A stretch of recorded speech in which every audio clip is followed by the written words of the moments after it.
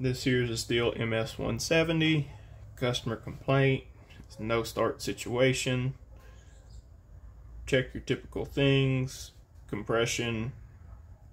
Whether you got spark. Make sure your intake isn't plugged up by something.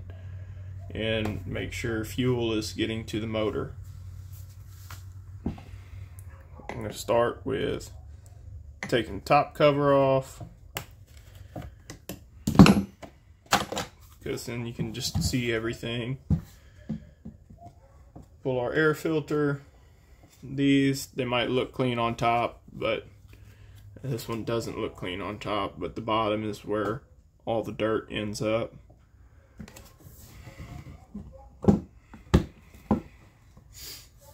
So now we're going to check compression, redneck compression test. Can you pick the unit up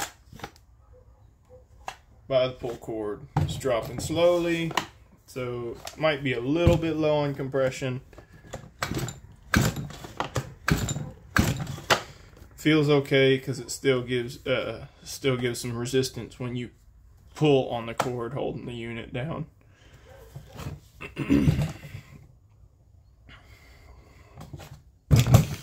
Next thing I want to check is fuel. Fuel is a huge issue on most small engines. Pop the cap.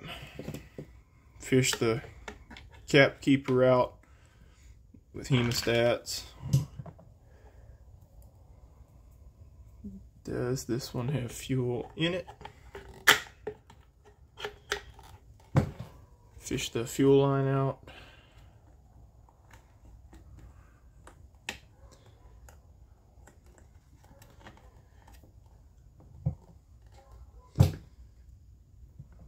Filter looks okay, and I'm kind of at the end of my fuel line, so that probably needs to be fished out in reverse.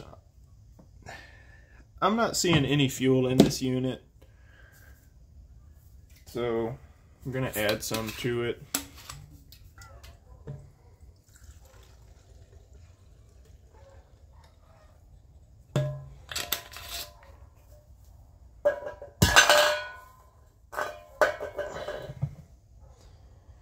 That almost filled it up.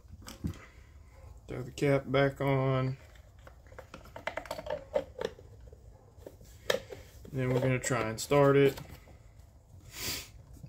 Well, I guess before we try and start it,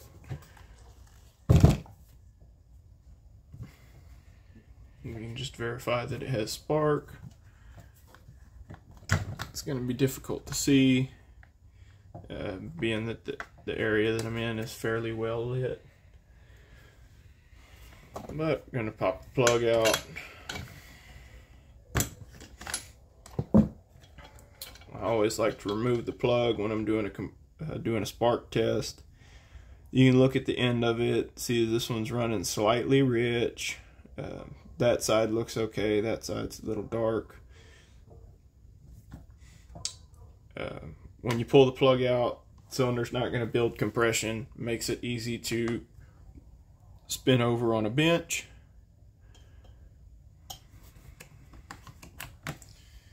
And I'm going to turn the light off, so maybe we can see this. Actually, you know what, I'm just going to go for it because I can see it.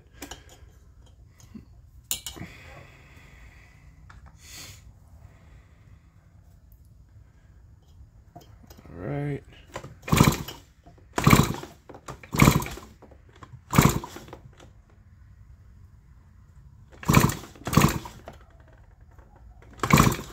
Pretty faint, but there's a spark there. You should really put a spark tester on it and verify that it's jumping a gap, but it's jumping the plug gap, so we'll just keep rolling.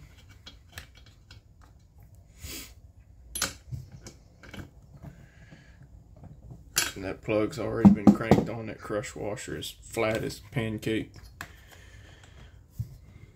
So I'm not going to crank on it any harder. Could probably strip out the threads. We want to avoid that because that's extra repairs. Chain brake is off. Cap's on. Got it on choke.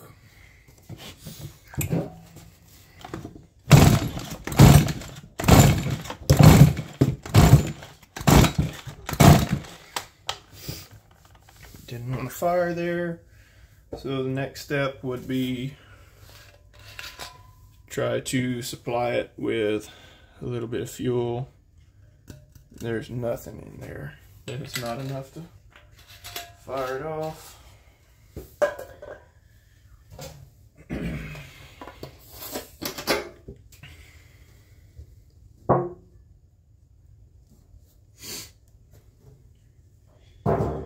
The thought process behind using an external fuel source, I mean external means not supplied by the machine. An external fuel source is just going to help verify that the engine runs. You don't need a whole lot. It's not even a cap full of fuel.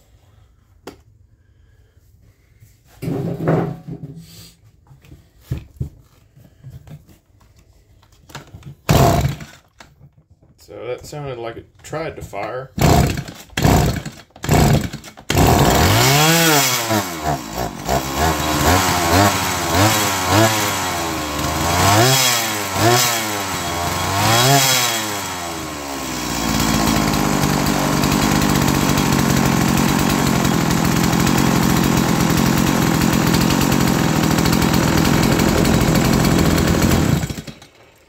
Well, that one may have just needed a little bit more effort put forth in priming the fuel system.